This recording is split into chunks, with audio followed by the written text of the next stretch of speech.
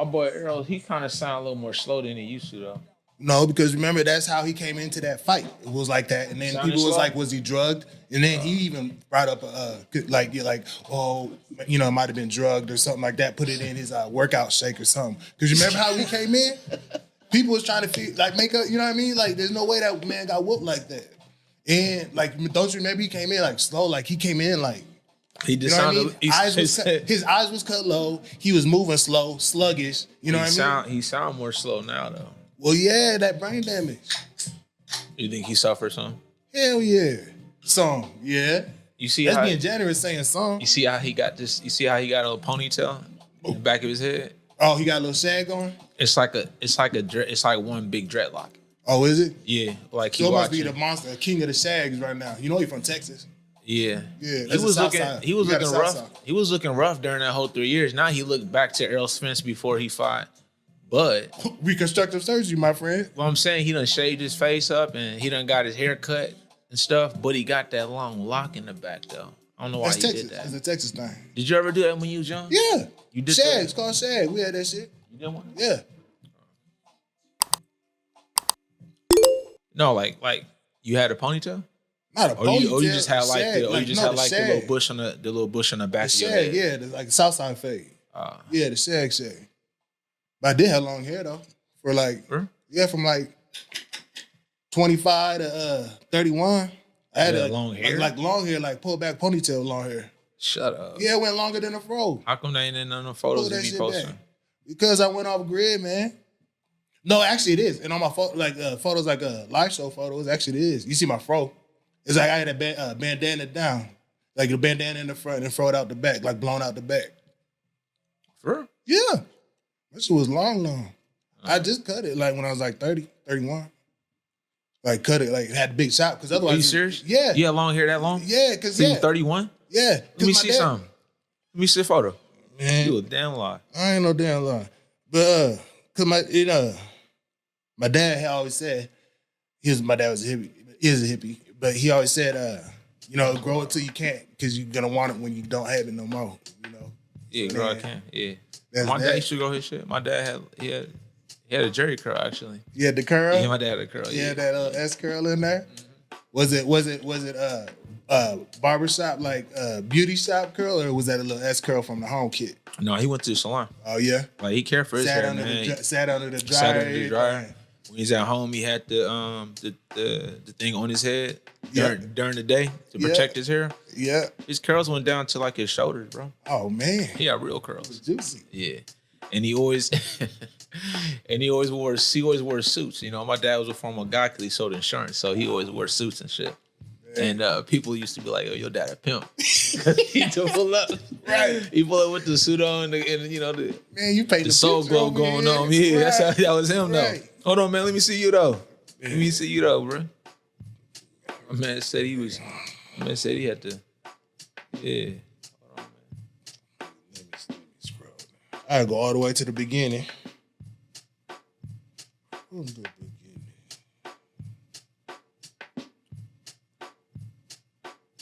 So you had it straight, like was it slick? Fro. I had fro, and then it got so long from the fro that it just laid back natural. You know what I'm saying? Back. Damn, was that long? That's crazy. Yeah. That's it.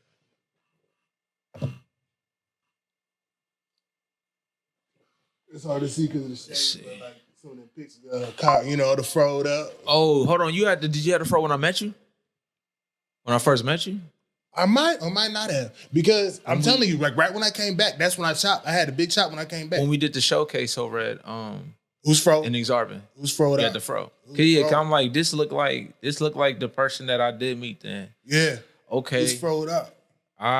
Okay, word. Yeah. Okay. And then I say the big chop. The big chop. Okay. These are all like the first pics on the in this Shiny. run. Ain't no. And then it came with the big chop on there. Hold on. You know what I'm saying? That was the first cut. You know what The I'm saying? first cuts you had? Yeah, the first cut since I came back. I cut it all off. Yeah. Yeah. You know what I'm saying? You thought you was fresh, huh? I mean, Boy thought call he it like you The boy thought said. he was clean. Call it Boy like said I you got them said. fresh. Boy, so I got the fresh cut. You know what I'm saying? Yeah. Shout out to Ramon. He done Did you have a fresh little fresh cut line on there too? Yeah. You know they leave the line on there now. These days, I don't like that. You don't do that? I ain't gonna do that. Do you like that? No, I don't like that either. I'm not gonna do that shit. I don't do that. I don't do that at all. Oh, that's wild. It's wild. Nah, because I thought, the point of being fresh like that is to have it crispy without having to enhance it with that line, with the. I don't understand that. I don't know why they do that these days. Like, that means I couldn't wait to wipe that off. Yeah. Like, I wiped that off. Yeah. Yeah, I wiped that off. Let's see, man. I gotta send back this. I sent back this agreement, man, to Mandela. We doing the 5th term this summer. For the camp? For the culture kids, yeah. Culture kids. It's like 2 months. It's like their 5th term. So, they go to school all year round over at Mandela. So for the last 3 years, we've been doing culture kids, which is like, it like combines storytelling, creative writing, like music and audio production. I see you advertise. You were like, illustrate. Culture House is hiring teachers for the summer. Is that for that camp? You saw that? No, last year. Oh, last year, yeah. Yeah, but it's for that camp though. Yeah, right? yeah. Which I need to do today actually. Yeah. So when we get done. I'm in your head. When we get done with it. I said, you saw that? Like, I know I ain't posted today. I'm like, what you saw, man? Yeah, see? Yeah, what you see, man? Yeah. Okay, cool. That's what's up. Hey, I'll be a teacher this year. For real? Yeah, I'll be one. I thought about it last year, but I just couldn't get with. I had a lot of projects in the a lot of irons in the fire. Oh, for real? Yeah, I will be this year though. You gonna sign up? Yeah, because this year is the year mobilizing the stuff. It's been creating. Now I gotta start getting out there a little bit more. Like since this got the podcast jumping, so I volunteered for the Culture House Open Mic League that we about to win. You know what I'm saying? You think so, huh? That's funny.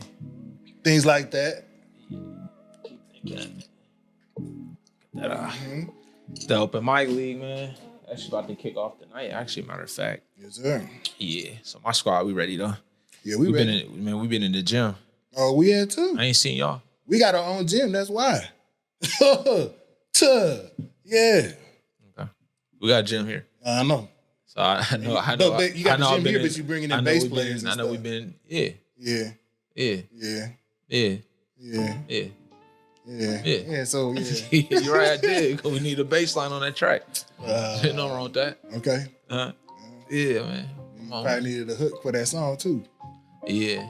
Yeah. But you said y'all added a singer to y'all track? You sound interested. I am. Yeah. Very intrigued. Yeah. Please do tell. we all right over here. We're ready. Dre actually, seriously, he recorded a rough draft maybe like 5-6 days ago because he started with in one direction, but he switched up the vibe because we want to go with how we feeling and the flow of things. So then he got the rough draft done, sent it over. Shit was fire. Laid the real track maybe like 3 days ago. His practice got it down. Got a nice special little feature on there. All cooked up by DRS. I think I gotta keep those names straight because they look the same, Dre and DRS, but DRS's name on the handle is like DRS.E or something like that, so it's almost the exact same. DRES. It's Derek's name. It's DRS and then DRES. Yeah, it's almost the exact same. That's funny. That's hilarious. Yeah. You would draft like that. I mean, we're manufacturing the team. Yeah. Well, hopefully, after tonight, there's the showcase that there's like more people in the in the draft pool. I think it will. It was a good amount this first time, but like hopefully there's more just like this next one though. I think they will because I think they'll come out for the showcase and then stay. You know what I mean? Try and get them a little piece. Yeah, I was trying to chop up a little video, man, and post it, man. But people's coming to me saying that it was a good idea. Like they think it's dope. All right, you think it's so dope, then pull up. How about that? Or if you want to be a part of a project, a little something bigger, you ain't getting good, meaningful projects out of 1 month of hard work, dialed in hard work. It was, huh? Like 3 weeks. Yep. Is it 3? Has it been 3 weeks or 4 weeks? Well, I don't know, because you count the day of the draft, and it was from the day of the draft, and then 3 weeks from that day. So that's 3 weeks. Yeah. Dang. Yeah. Yeah. But y'all been rehearsing? He has. Huh? He has. They have. Yeah. Maybe. Oh, you ain't even been with your team. No, they have, but I'm just saying. You don't even know. No, I just want to say. You don't know what we're doing over here. I'm just saying. Yes, I have. Yes, I have.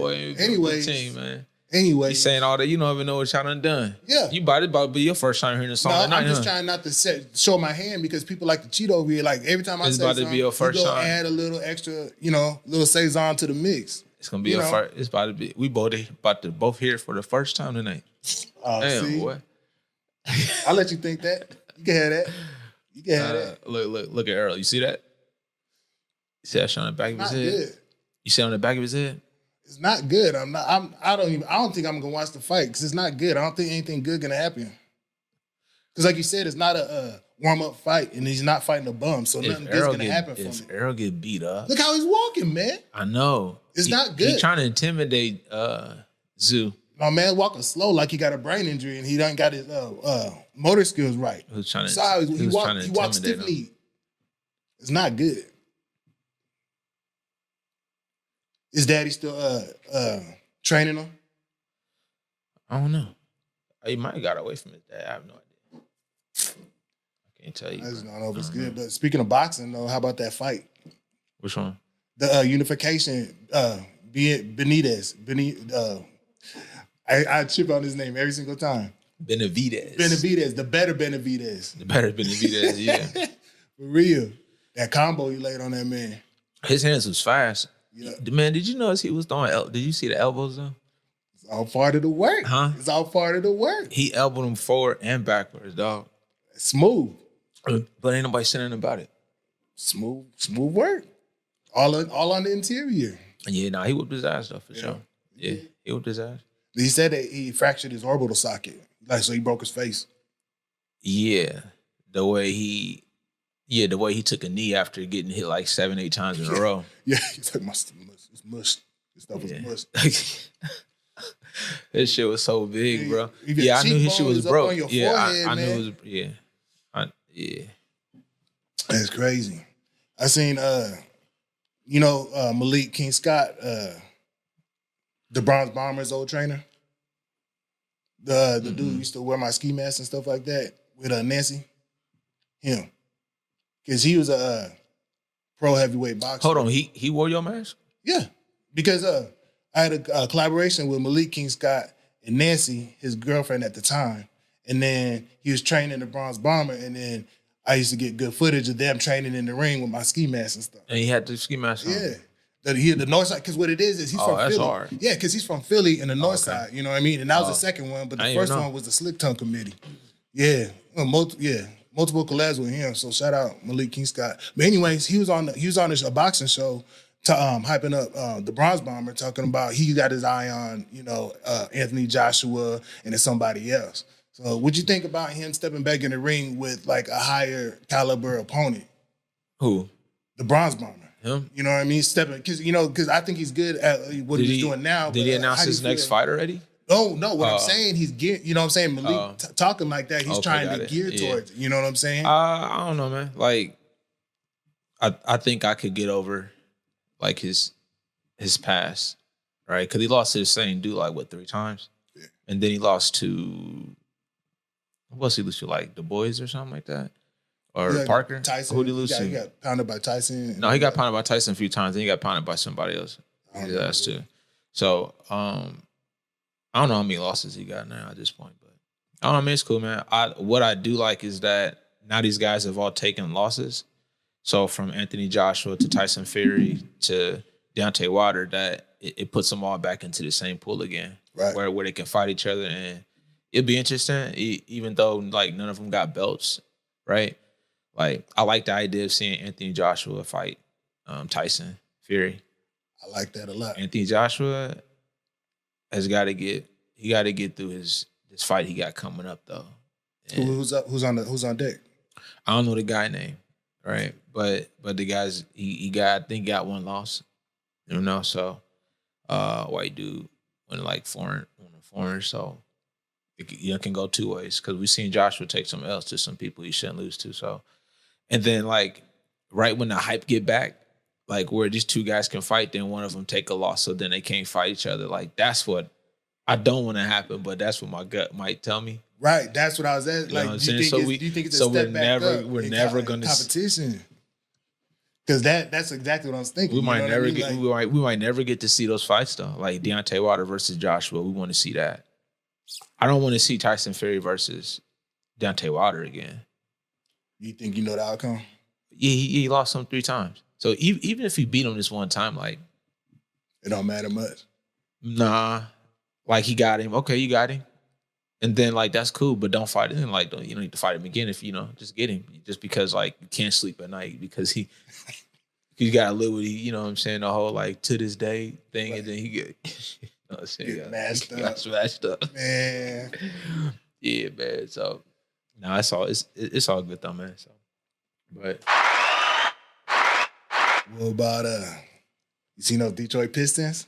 Put it on the Magic. Oh, did you see the Magic melt down the night before? Because that was crazy.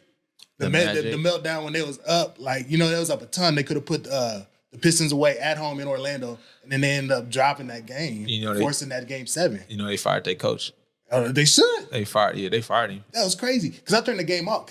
I'm back on the action. So I put a little bread on the game. Oh, okay, so I was chopping. Yeah, I was chopping the game. Okay, and so I turned that game off. So I'm like, yeah, we got this one locked because I took the Orlando Magic getting like +8 or something like that, and then it was like under like 206 for the total of points. Right. Mm-hmm. I turned it off like maybe like 5 minutes left in the first half, and they're up like 25, pushing 30 every single time. You know what I mean? I come back on, check my parlay. I'm looking for my bank hit. It doesn't hit. I'm like, how is it that hit? Magic did not hit. They tricked that off. That's one of the most major trick off. They could have put them away then, for the series. Vegas called it in. There was a call made. Yeah, Vegas called it in. I try to tell you about these things, man, these conspiracies, bro. Like, listen, there's no way that you can be up by like this many points and then like, oh, you missing shots for damn near a whole hour, right? Like, you feel me? Yeah. Like you scoring 4 points, you score like 19 points a whole half and stuff like that, right? Like it hasn't been done before, right? And so I believe that Vegas made the call, and this is something I wanted to talk to you about, man, was like the amount of game 7s for the first round, right? Like just think about it in the past, man. Like normally those are like sweeps. Yeah. Or like 4-1, 4-2, right? You got these game 7s. And I think that they do that because they're trying to like get more viewership, right? They gotta run up the numbers and stuff like that. But also like basketball is becoming more like WWE.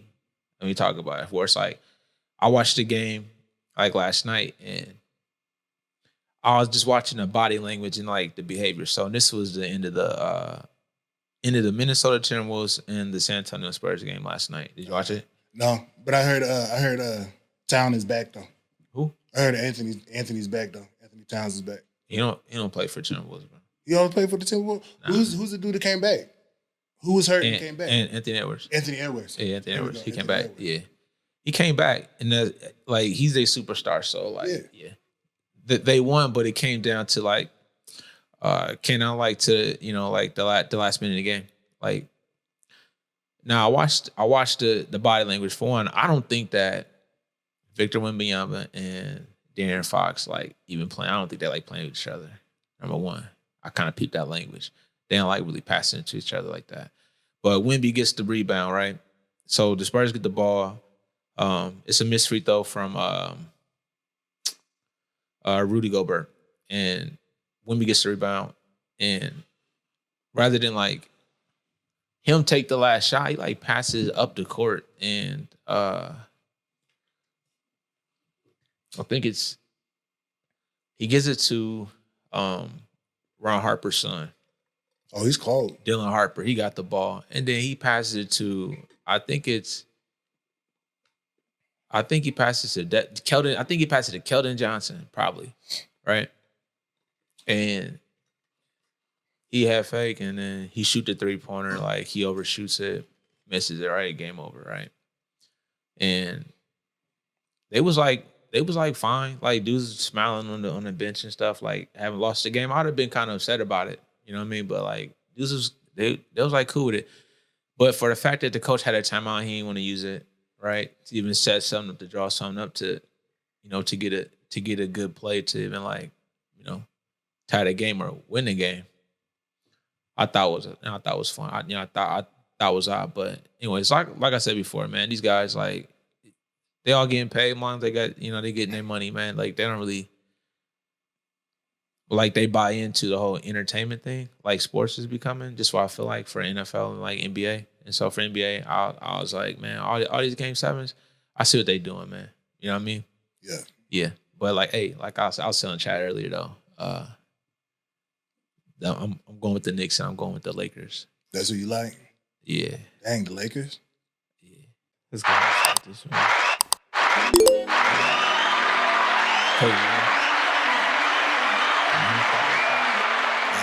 It's queued up. It's on the pad. It's just it, man. Is that orange joint right there?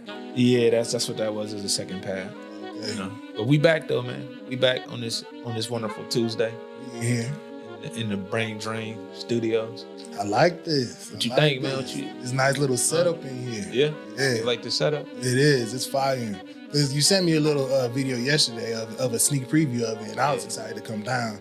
And then to have it, like, see it in person, it takes it up a couple notches, Yeah. Because it feels comfortable. Yeah. Real comfortable. Yeah, man. That's what like it's supposed to be. Warm.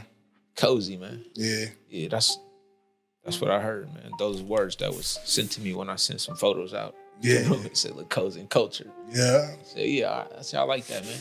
But I painted this room, brother. It's me, this original art in here. Right. You know what I'm saying? Definitely your flavor, too. Dig it? Yeah.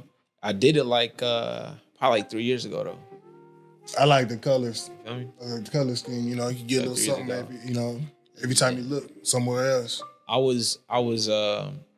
was like teaching myself like how to paint, man, because like I hadn't done a lot of painting, right? And I was just doing something different, right? So I would just spend like I realized that I like painting walls more than I like canvases. So I would just like spend the day just like painting. You know what I'm saying? Just like whatever, man, because if you ain't thinking about what anybody gonna like say or judging it, then you probably could get some shit done. You feel me? Yeah. And so for me, like not really having like, I don't really know much about like strokes and all that kind of stuff, man. But being around other artists and stuff, man, I got inspired and stuff. So man, I'll just sing what I had in me and stuff like that, man. So, but I got some other stuff like that too. But when moving some stuff around in this room, though, man, it just made it. I guess I can appreciate it a little bit more. I had some stuff. You had tables covering all. Yeah, right. So you can see quite a bit more. And I see different type of paint, like you say. Do you like spray paint more, or do you like to do brush stroke, or would you rather just spray paint? Yeah, I don't know. I like spray and paint more right now. Do you think you got more control over the can or over the brush? Over the brush. Uh-huh. Yeah, over the brush. Cause like I think I'm just like focused on the spray painting because I want to get better at it. And I think that's how I was with like the painting too. Like I wanted to like get better at it in terms of like what's gonna be my style. Right. When I go to just do something like doodle or do something like what is it gonna look like? Right. And so like I locked in. Just like when I did this table, it's probably the first thing I painted was like this table. And but yeah, I like what I do more when I paint because number one, like I can outline. So typically what I do is like if I'm doing a wall, like on the wall, like I'll take chalk and I'll outline like the image first. So like these guys, like I outline or like I outline. Well, I didn't outline these. I just took a paintbrush and did this. You know what I'm saying? Mm-hmm. Right. I was able to do that. So whatever though, man. But yeah, I think the room's pretty cool, man. I like it though, bro. It came together. Yeah, you feel like it? Mm-hmm. Yeah. Definitely. Well, this is like it's like a pilot, man, for this room, dope, man, right? Because the room is dope, but I want to make sure, like, I bring some of my awards up in here, bro. You know what I'm saying? Trying to bring some awards. And I got to bring some of them, man. Set them up, man. You know, a couple plaques and stuff like that. You know, kind of brag a little bit. You know what I'm saying? The culture den. Yeah, culture den. Yeah. Man. But yeah, now we back from the weekend though, bro. Yeah. You know, I think my weekend was pretty solid. I don't know about you, because normally you be inside. I be productive though. You know, I was outside a little bit though. What'd you get into? Well, I was outside. You go to that. You go to that Maha or the Mula thing? The Mula, the block party. Yeah, I didn't go. You know what?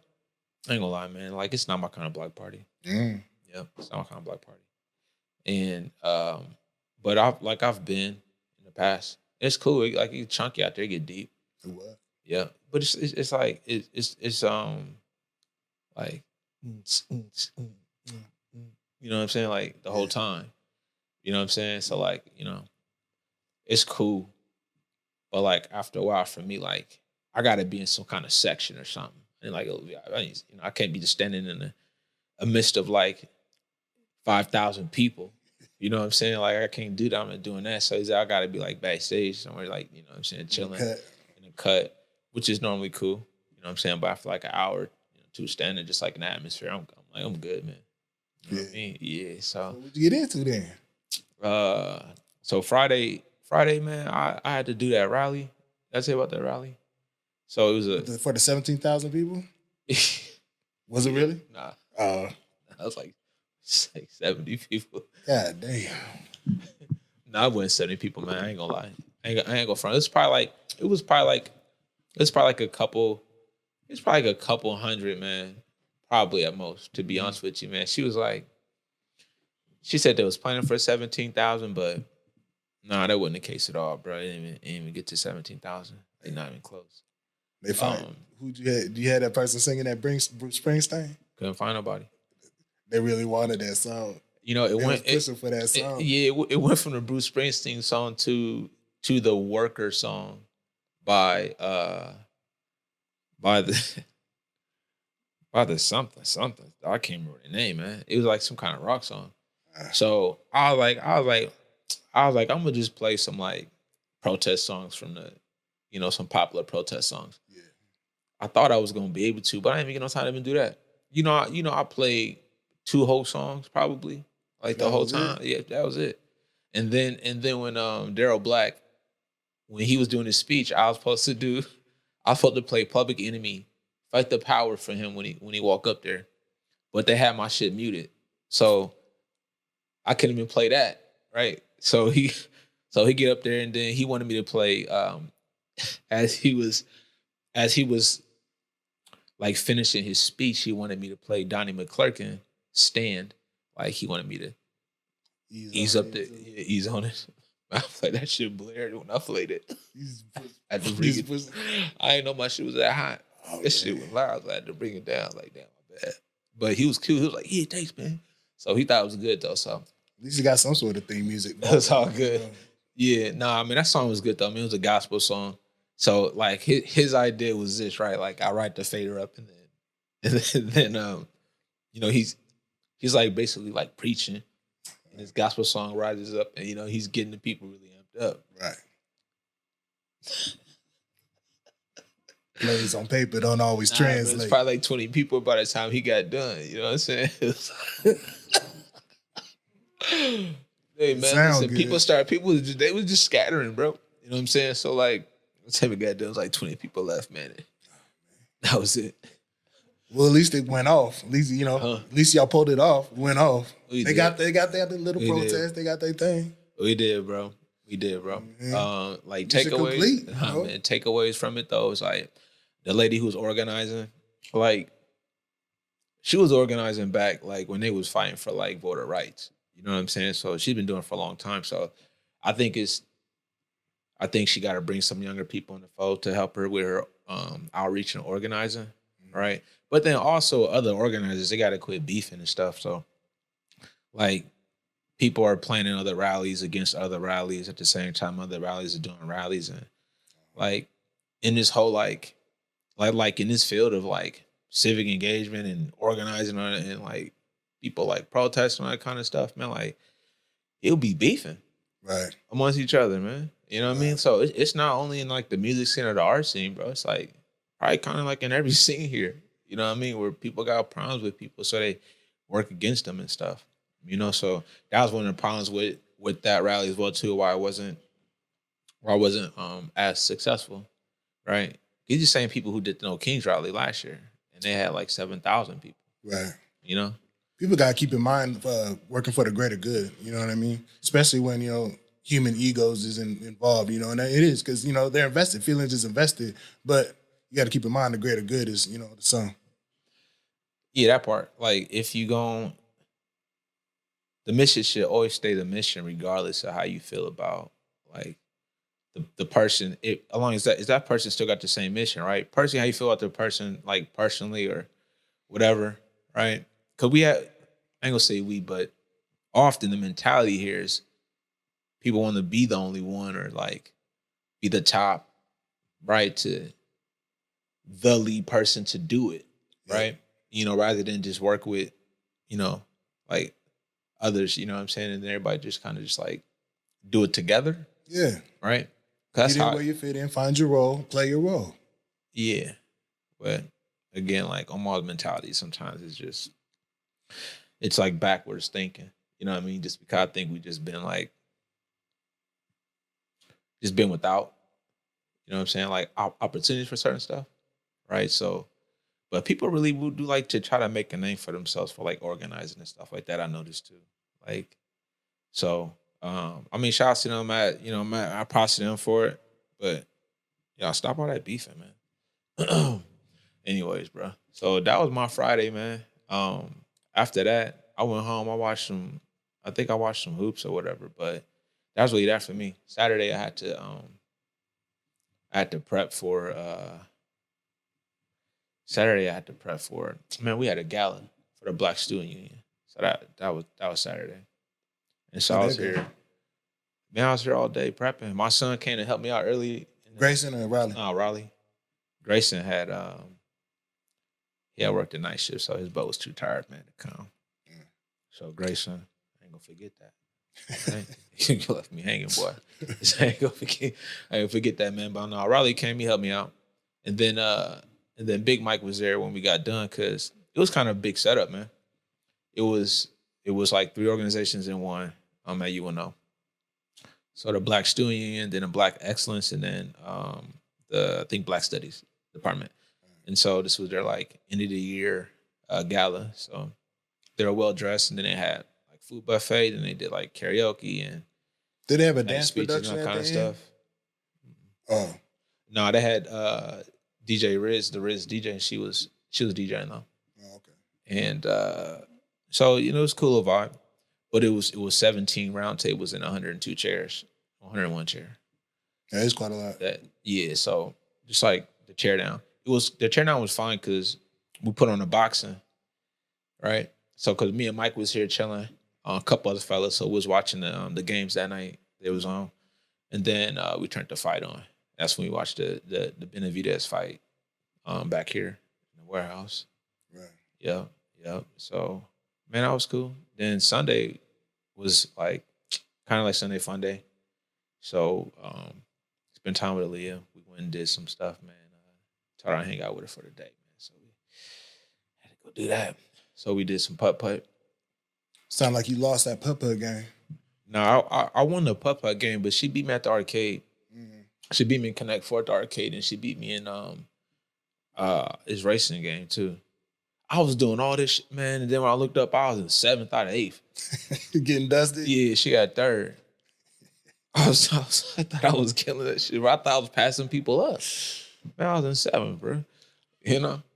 But shit, that was all good though. Sound like a good time. What arcade though? The Farnham Arcade. Well, is it the candy one or no? Oh no, the Farnham Arcade is across from Tenaska Center. Is that true? Yep. Yeah. Down the street. Yeah. Cause we went to the Fat Putter, so Fat Putter's right there. Oh yeah. On 10th. The indoor one. Mm-hmm. Yeah. So I did that. My putt game is good, man. You golf at all?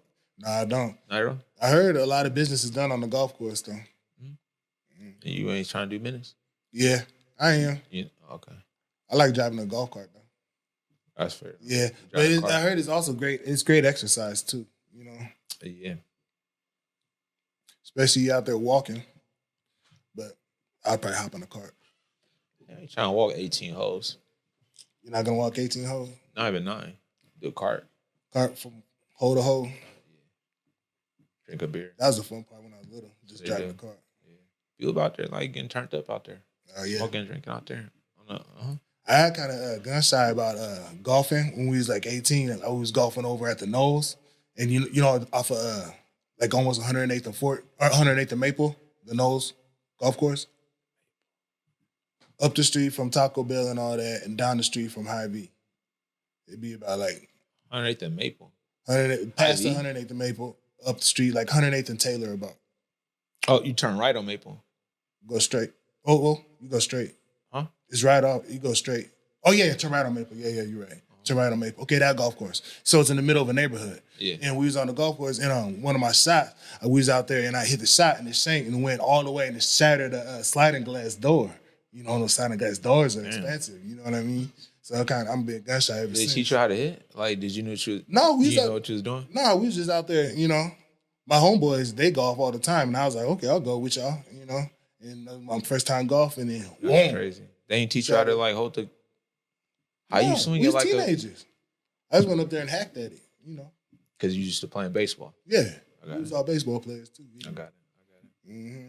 So what happened? So ever since then, still the lady came out, and there's she was like, you know, you owe X amount, whatever, and then some insurance took. Yeah, but we was like in there like golf insurance and stuff like that. And see, no, hell no, I didn't pay because we didn't even play to get on the course, you know, because the Todd's dad had unlimited rounds there, so then we just hopped on and went up there because they lived in a neighborhood, you know. Dang, bro. Todd Jones. You had to really hit that. Yeah, I hit the hell out the ball, but it just went off to the side and it shattered the sliding glass door. That's wild. So I was gun shy after that because that was going to be a lot of money. Like it was like $800 to $1,000, and for me, you know, in high school, that would have been a whole summer's worth of situation. You know, a whole summer's worth of working. You know, so I wasn't trying to do all that. Okay. All right, I told you I had, I'd already busted some rims up. So I mean, I went from that. So I was like, let me just chill.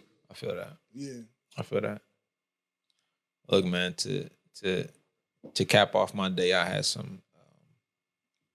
Is this African food truck that be downtown, and only there on Sundays, but I guess on Fridays and Saturdays now she like off of West Maple Street. But this is jollof rice and the steak. If I could have put some money on that, I would bet you would have said that. For? Yeah. I said it to you before.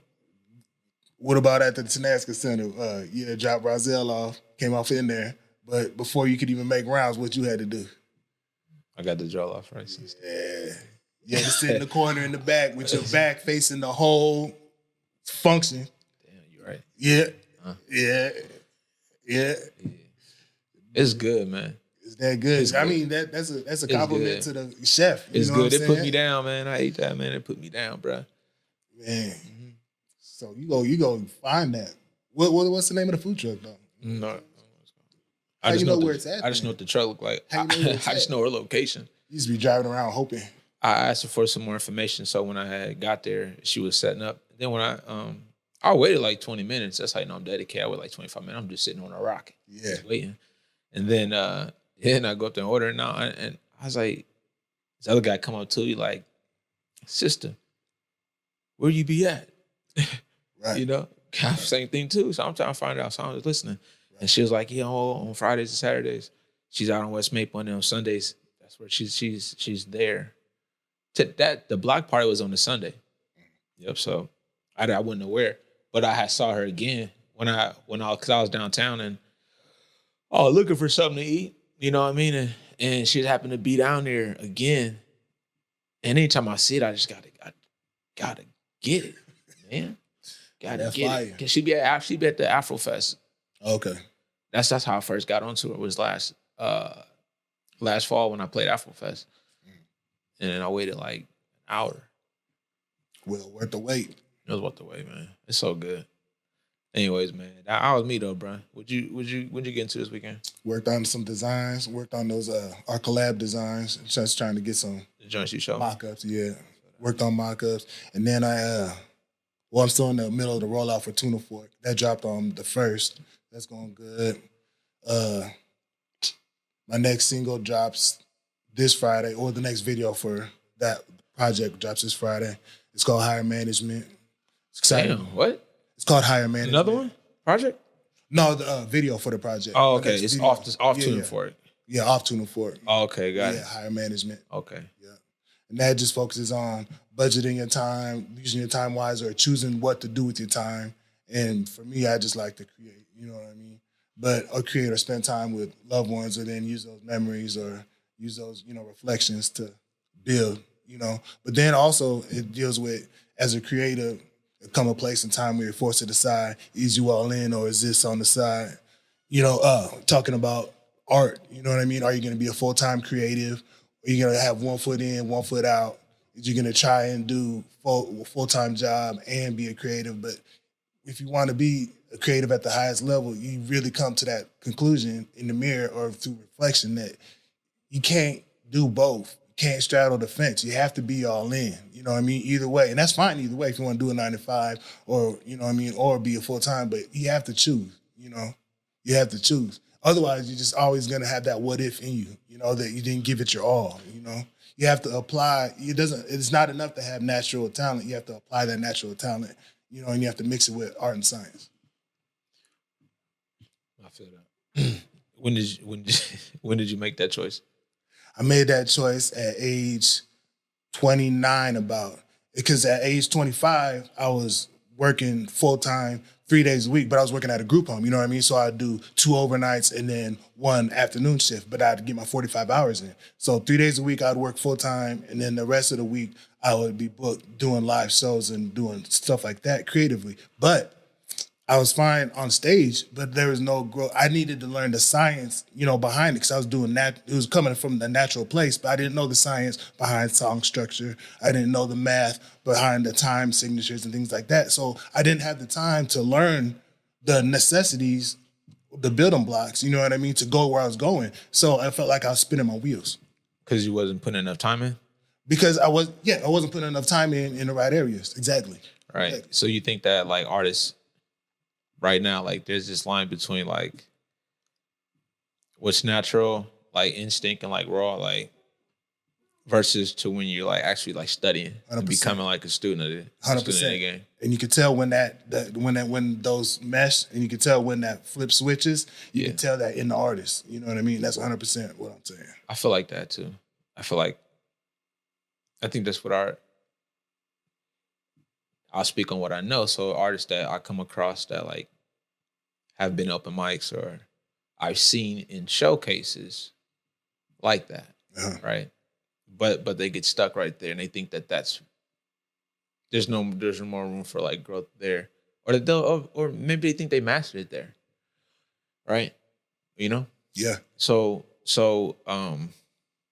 it make a lot of sense, man. And when we're in here on the workshop days, focusing on that, I'm asking these questions like, how do you feel on stage, and how do you working through those emotions and those kind of things, which I think is a real thing. It is. But I don't think that,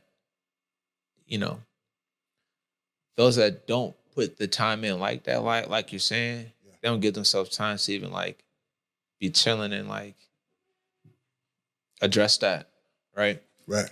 And then just like spend time where like, man, I'm not even gonna be recording a song or writing a song. I'm just about to just work on just like stage presence. Right. Right. Run through my set, Run through my set. Right. You asked me for show tracks when you came in, right? A lot of artists don't have show tracks. Right. They just play over the song that you go stream.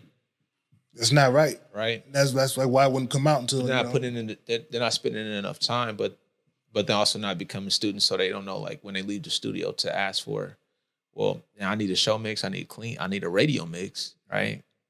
Along with the mix you're gonna give me, right? Because you need the clean mix, because if you're trying to get your stuff on the radio or placement, right? You need those clean mixes as well too, boss. You need the show track, the show mix, because you're gonna be performing, Right. Facts. Makes sense. Yeah. Yeah. Yeah. It's just about diligence and repetition, you know.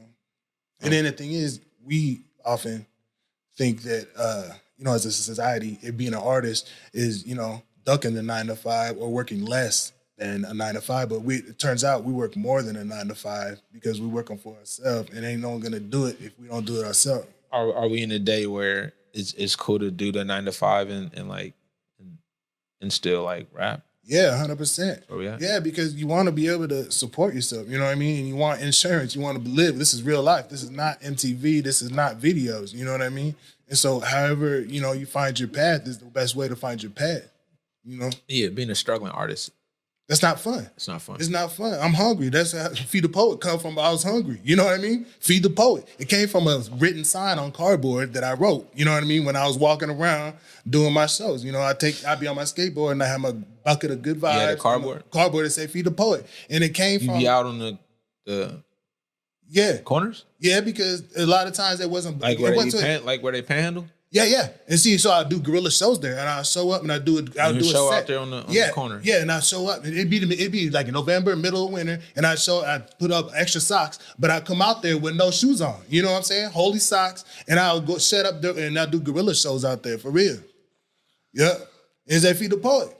You know what I mean? Because I was going through my awakening, and so I just needed to get it out there. Hold on, you said no shoes on? And no shoes on. No shoes on. And specifically, this one time I had gold socks on because I had this gold on, I remember, but it was all gold, silver socks. But then I had all gold socks, but underneath I had silver socks layered, and I had holes, so the silver was showing through the thing.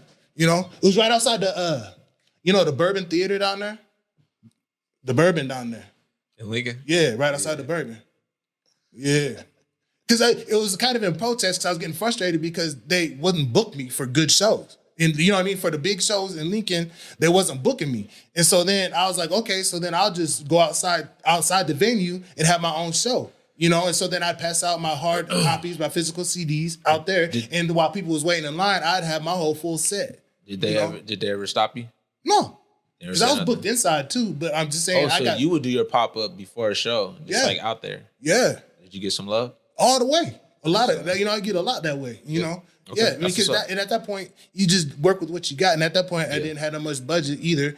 But I knew that I had a good live presence. I had a good live set. You know what I mean? Yeah. But I only had like one recorded mixtape at that point in time. So, so my avenue was live set. You know what I mean? A live show. I had a monster live show, Sing a cappella. So that's the early grind, huh? Yeah. Early Solace. Yeah. Getting out the mud. Yeah. Mm-hmm. Okay. So that was part of the persona of the whole Fita. Yes, that's where people. Yeah. The sign. Yeah. That's crazy. Yeah, and I still got that sign. You know what I mean? It's written. For real? Yeah, I still had the sign. Because that's I was like in the museum. Yeah, I was going through some things physically, and so I had to retrain my brain. So that was basically some occupational therapy. I learned how to string beads. I learned how to find other ways of expressing my creativity other than words and writing because my words was froze at that time. You know what I mean? You're right, because you went through that traumatic experience at that time. Yeah, I remember that. Yeah. You told me about that. And so when your words is froze and I base my whole life off of my words, I had to find other ways to express that creativity. And that's how everything else came about, with the clothing and all this stuff. So you found other creative avenues. I had to find other creative avenues because at that point in time, my brain was froze. So there's a point in time, like 5-6 years, where I had to stop performing live because I couldn't stop my head from running. From spinning and running. And I didn't have, my feelings was froze. I couldn't access nothing. And I couldn't even, for a while, I was able to go on autopilot and just do my shows and then get off the stage and then just shut down. But that after that takes a toll on your body and your soul. So it's so exhausting that I just stop and sit in my silence and sit in my quiet. And I thought that was only going to be 6 months, but it turned out to be 6 years. So did that happen? From 31 to 35 and a half. From 30 to 35. Yeah. Okay, got it. Yeah. And so I met you after that. You met me at 35 and a half when I dropped my first Cut and Sew Feed the Poet collection. You were one of the first ones who reached out to me and was like, I'll buy one from you. And this is full disclosure. You said you'll buy one from me. And I was in the basement of my mom's house here in Omaha. And I told you that I was still in Lincoln because I was just so socially anxious that I couldn't even come out the house at that point in time. I was still on the floor of my mama's basement. You know what I mean? Oh, so That's you, where so Feed the you was Poor in came town, from. and you just told me you was in Lincoln. Because I just moved back and I didn't want no one to know nothing. You know, it's Nothing. hard. Yeah. Okay. And at that point, I couldn't even reach out to you. You was willing to buy it, and I couldn't even meet you to sell you that hoodie. You know what I mean? I reached out maybe 6 months, 8 months down the line for the music. Yeah. When I was For ready sure. to come out the house. Yeah. So I got it off the floor, man. Man, that's crazy, bro. Yeah. I didn't even know all that. Yeah. That's So what's you up, was though. one of the main ones to support. You, Backbone from the Dungeon Family, and Joe Fatal from Main Source. You three, and Doodlebug from Diggable Planets. Y'all was the first ones. And then I got Malik from Doodlebug because Malik and Doodlebug are from North Philly. So then I dropped that North Side collection, you know. And so anyone from the North Side anywhere around the U.S. was like, you know, tapping in for that. Damn. Yeah. That's what's up. Yeah. That's crazy how this That's how it went, coming man. back around and stuff. That's exactly how I it didn't went. even know. You never know. It's the exact You never order. know what people going, you know what I'm saying? People are going on, man, or they going through. Yeah. But like I said, Appreciate bro, that love too early on. I always say that, man, when I saw your stuff, bro. It was dope. I thought it was authentic. And so for me, like, I'm a support any. Again, like I said, man, the stuff people wear, Yeah. when you wearing a brand, you know, it gotta fit your aesthetic. But also, like, you wear it because of the messaging as well too, though. So I always thought it was a good, you know, important message that you had with your stuff. But even aside of the music, I'm not even sure how I seen your shit before. I'm not sure how I came across it. Was it online?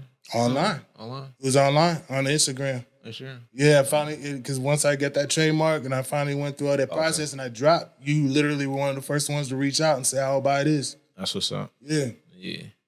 Okay. I mean, speaking of which, man, this past Friday, my new EP, Longevity, came out on all DSPs. So you got the sample situation cleared up. We did. So He wanted it out. So we fixed it. Isn't that right? Hey, tell me I'm bro, listened to the pod. He listened to the episode. Yeah. Reached out to me that night. Was like, "Hey man, I heard you talking about it." He's like, "Man, what can we do?" He wanted it out. He wanted it out. He was like, and I was like, "Man, I was like, you just gotta send me a couple different versions." So he sent me 2 other versions, right? So the version on Bandcamp, the longevity track on Bandcamp is different from the one that was just released on DSPs. Totally different beat. You know what I'm saying? Oh, all the way different beat. Different he just beat. threw them vocals on something else. He pitched the sample up. Okay. Remember I told you, Yeah, like, I told you, you got to do something because I think the sample at the beginning was like too much of the original. So he pitched it up. And so which pitched the whole beat up. You know what I'm saying? And You think it sound more fire? Or the same? Or less? He likes it better. I like it better. Okay then. I don't know. It's because it sounds more newer to me because I'm used to the other version. I haven't listened to the other version since the other one. But I like the fact that it's 2 different versions though, right? Like you drop it that way, actually. It's kind of something that I'm used to back in the day, right? Yeah. When a song didn't pass the clearance, so then a different, you like, oh dang, like I like that original one, but this one's on the album. Yeah, you gotta catch the B-side or dig for the B-side. It's just like that, right? So like you gotta effort me and be on my Bandcamp in order to get that one. See? You know what I'm saying? Yeah. Right. But this other version's dope. It's been streaming well. That's exciting. It's been And I streaming think well. congratulations to both of y'all Yeah. and for that young buck to hear that, take that constructive criticism and be active or proactive about fixing that. 'Cause Yeah. you could tell he wanted it. You know what I mean? Yeah. Because explain to him that it was the choice of just being on Bandcamp or being Yeah. able to stream, and it was the Young Boys, one of the first major Yeah. projects for him. And see, you said it's constructive criticism. And like I look at it as like it wasn't even a critique. Right? It was like, But it was. I didn't want to take it like, but it was the reason why it wasn't streaming on all platforms, and that's what he ultimately wanted. it was more so like, this is what you need to do in order Right. to avoid this situation is what I was addressing. Like when we were having a Right. conversation, it wasn't like, oh man, this dude, It was No, that's why like it's this what needs to be. You call it constructive Yeah, criticism, that's why it's right? constructive. Me is giving to me, I call it giving direction, giving game. Yeah. Right? Yeah. You dropped Give- that jewel and he picked it up. Giving game, yeah, right. I wasn't even thinking about like, oh, is he going? I didn't think he even listens to the podcast. Yeah, You know but what I'm no saying? one was Like, tuning you don't in. know, But he hit me up that night though. Right. So he had it. He sent me 2 versions, like, boom, boom. I like, all right, cool. I hopped on the Logic. I remixed, remastered it. Boom. It was still the same BPM. and everything. So like I didn't have to re-record, bro. I just swapped out the beat. Dropped it in there. That's it. Just dropped it in there. And then I think I had to nudge the hook though. Cause the hook was coming off a little bit. So I just just nudged it and then boom. That bit was on. It's slick. It's slick. Yeah, it's slick. Yeah. It's like now it gets a new life, rebirth. It do. It does because the first post I made about was like, oh, it's exclusively on Bandcamp now. It's out on on DSPs or whatnot. I've been getting some good feedback though. It shows up on that. Shows up on that release radar. Right. So if you follow me on Spotify and stuff like that, man, it pop up and stuff like that. So that's cool, man. I think. Go ahead. No, go ahead. I think it's interesting. What we think is a fire ass project or something we think it needs to be out, or versus something that we need to drop, but we maybe thought maybe it was a filler or a little appetizer to something else. You know what I mean? It ends up working out and running good. You know what I mean? So this ended up being like a bonus project almost. Feel like it did, because that's the thing I feel good about having projects in the tuck too. Because this project was done. Like this project was done before I put out House Rules. Right. It's like it's actually a part of that same like breath, man. I did those projects like in the same time. Right. You know what I'm saying? So they kind of like mirror each other. Right. And then I knew Vanilla Sky was coming out, and so I told that's how some fall through the cracks too. You know what I mean? Actually, it's supposed to be a larger project, but we decided to just release 4 tracks because that's what I had done. You know what I'm saying? Right. So, and it's kind of that's kind of that, man. Just it felt good to put it out because it wasn't no pressure. Mm-hmm. Like I wasn't worried about doing such a rollout because like I'm still in the rollout phase from Vanilla Sky. Exactly. Still, it's only been out for what? March, April. It's been on 2 months now, right? So I'm still in that phase. So like where it's good to drop a single like 10th and Marcey, which I put out the week before Longevity came out. Right. You know what I mean? Just sliding them in there. And again, no pressure because not every release has to be this whole rollout thing. And I think that kind of kills things for the artists as well too, because they put too much. I tell you, worry more about the back end. Mobilizing the project, you mean? Mobilizing / monetizing the project. Make sure it's registered and like, do things like be a part of have memberships to where you can like pitch your music and get a place and I think syncing is important. It's kind of things like that, right? You can get a good check syncing. Yeah. You know what I mean? Right. Make sure you have your stems. Don't just be recording on YouTube beats or recording without stems. Get your stems. Have your little scan disc so you can have all your files when you're in the studio with your engineer. Right. Exactly. Because if you want to sync something, that's the first thing to ask. You know what I mean? Send your stems. Is it clean? And send your stems. Those are the first 2 things. It's a lot of stuff to what I'm saying, that you need to do. And it seems to be that most people only concerned about like putting it out and then doing like a video. Right. You know what I'm saying? That's it. And that's it. Yeah. And hardly like even with this, like I probably won't do a video for Longevity, but I don't need to. Yeah, because like you said, you're still rolling off this, and then the next project will flow into that one. So exactly. You get it, man. You get it. Yeah. So like we was talking the other day, playing spades. You know what I mean? We're good spades players, so we're not gonna throw our early spades, but we're not gonna get ourselves cut either. I heard that conversation for sure. Yeah. For no weak ass hands. Right. You know what I mean? Yeah. For real though. Nah, if you do that shit. We ain't gonna slam no 3 of spades down. Yeah, not yet, man. No, not yet. We'll slide a 3 of spades in to pull out your 10. You know what I mean? We see what you got. Like, if you got a Mm-hmm. Yeah, man, but I look forward to tonight, man. A lot of things going on this month here.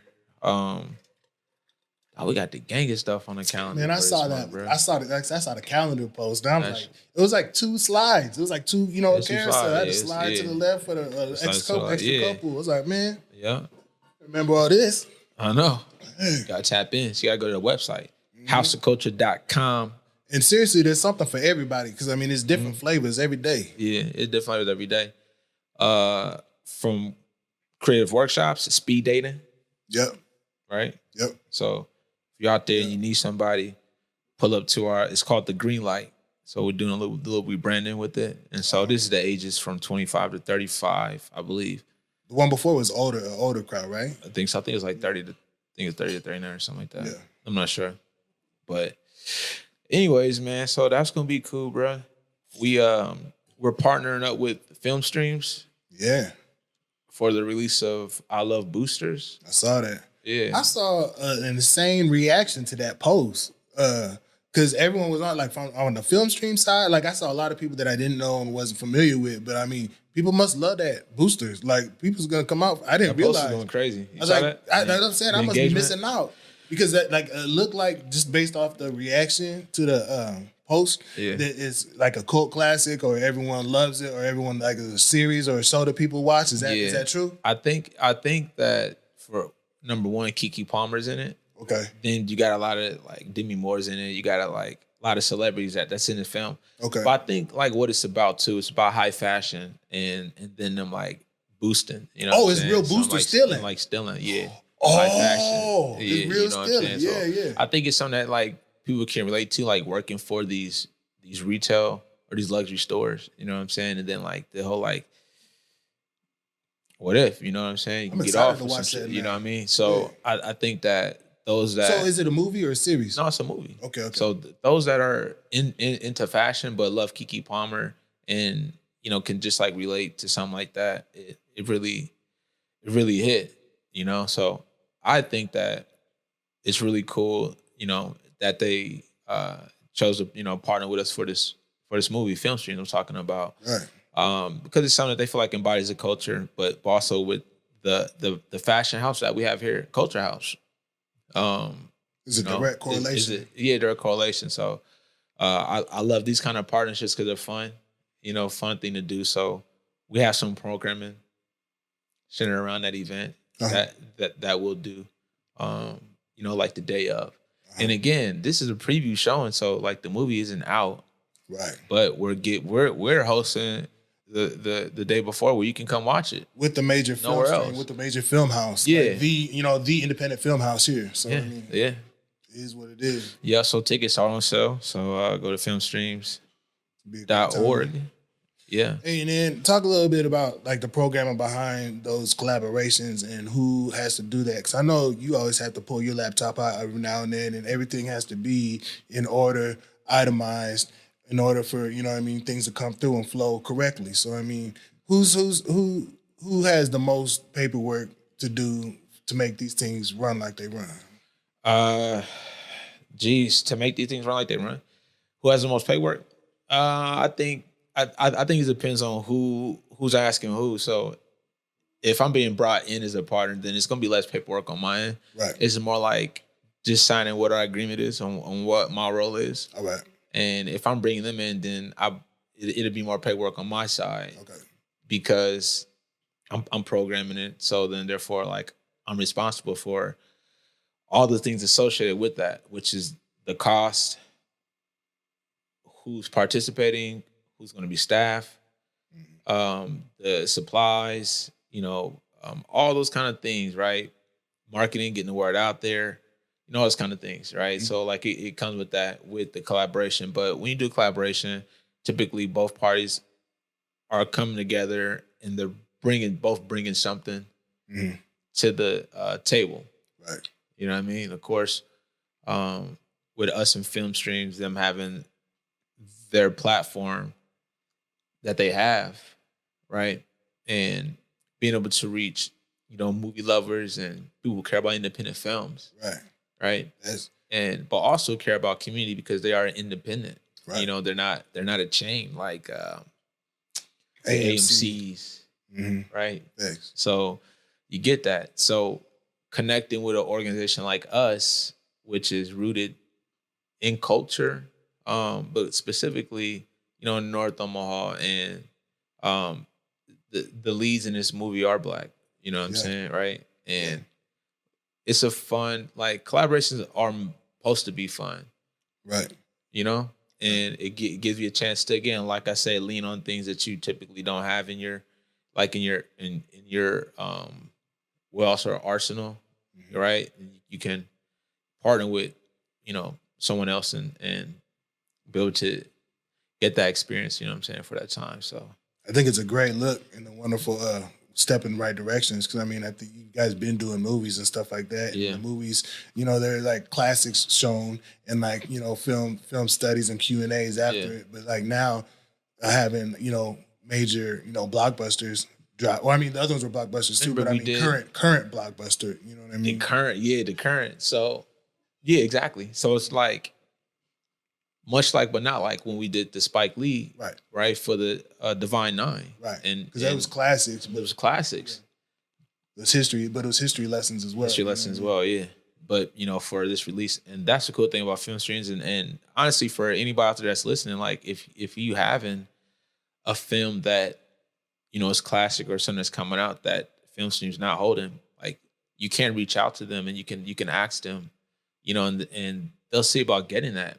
It's real that movie, Yeah. So that's pretty cool. It's not often you can do that. You can't go up to AMC and be like, hey, can you get this, like, who we talking to?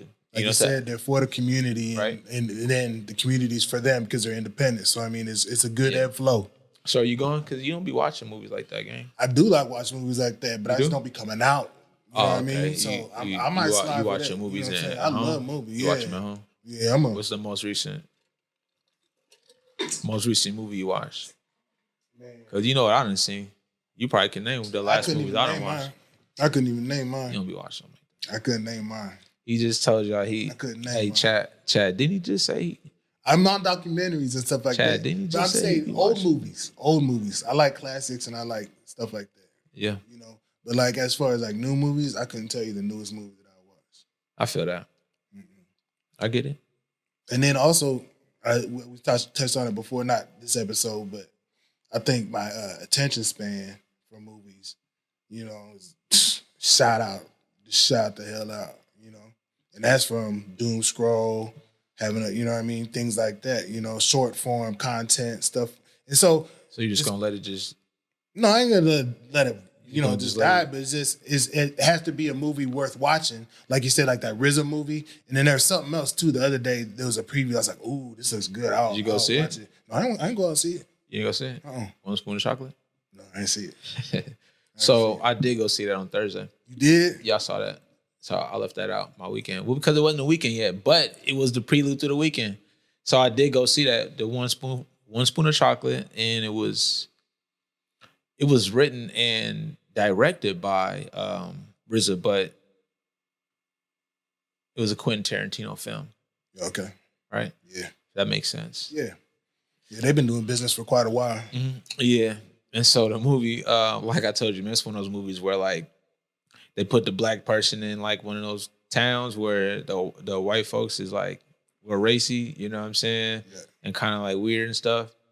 And so it kind of reminded me of like a Jordan Peele type of movie, but then mixed with the RZA's touch on it. If you've seen a Man with the Iron Fist, like if you want to think about like, kind of like, so he said it took him like 9 or 10 years to like write that, like to finish writing that script. So for this one or for the Iron Fist? No. For this one, yeah, the one spoon of chocolate. I bet that's basically when he started when you dropped that Iron Fist, because that's about 10 years now, isn't it? Probably feel like it, yeah. It kind of felt like it, like his foot in the door for the filming. The storyline seemed dated a little bit to me, like the storyline did, But but the movie though, man, it takes place in Ohio. So in Ohio is this town in Ohio where they kill like black people and they take like their like organs and stuff. Yeah. You know what I'm saying? Yeah. Right. Organ harvesting. That's a real thing, y'all. That's a real thing. It's a real thing.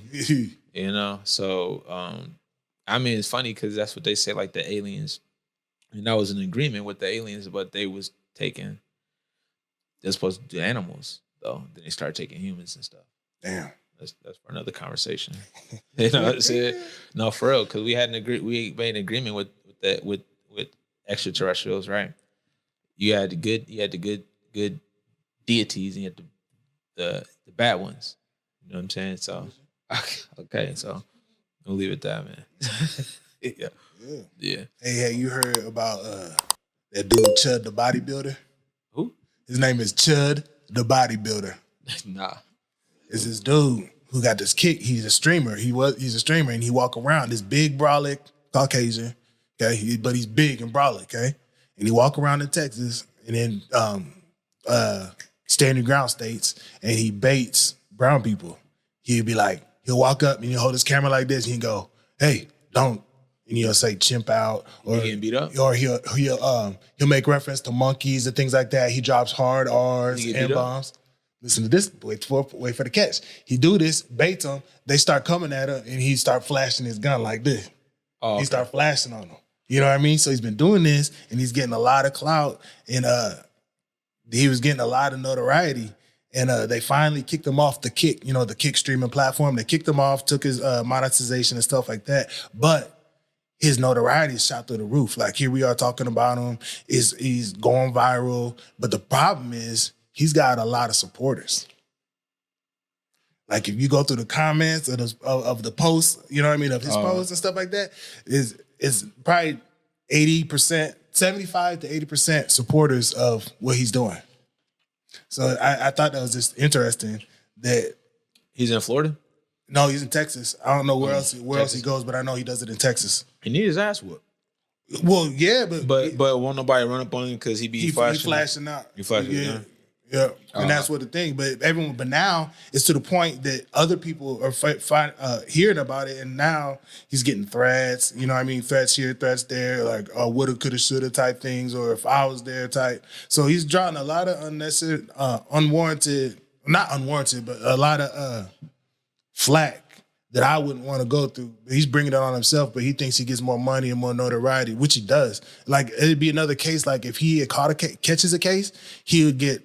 He'd probably be additional millionaire from, like GoFundMe's and stuff like that. He's getting that type of support for his behavior, for his racist and negative behavior. Man, that's funny, man. When people do racist shit and then start a GoFundMe, they shit be getting hella money. Oh yeah, I'm telling you, it changed their life overnight. Nah, man, because people ain't shit sometimes, bro. Yeah. Some of y'all out there, I'm gonna look you on the camera. Some of y'all ain't shit. Man, I'm telling you, they rooting for this man. They rooting for this dude. They always rooting for somebody on that bullshit, man. But here's a twister too. Mm-hmm. It comes out that you know how you got a digital footprint and pictures are always gonna resurface and stuff. It resurfaces of him in a dress, in a fairy dress, and so now they're saying that it just came from he hates himself, so he's projecting and he's spewing all this hate because he wasn't comfortable in his own skin. So, I mean, there's that element to it as well. So, and it is, I mean, it tracks because, I mean, if you look at him, he takes care of himself. Like, you know what I mean? He's very well manicured facially and stuff. And he takes care of all that. Like, pristine, like, facial hair, all this. You know what I mean? Huh? And then Chud the bodybuilder. Like, they into, like, it's called look maxing. So they do that too. So there's an overlap there. And then he goes around spewing hate, trying to spark shit.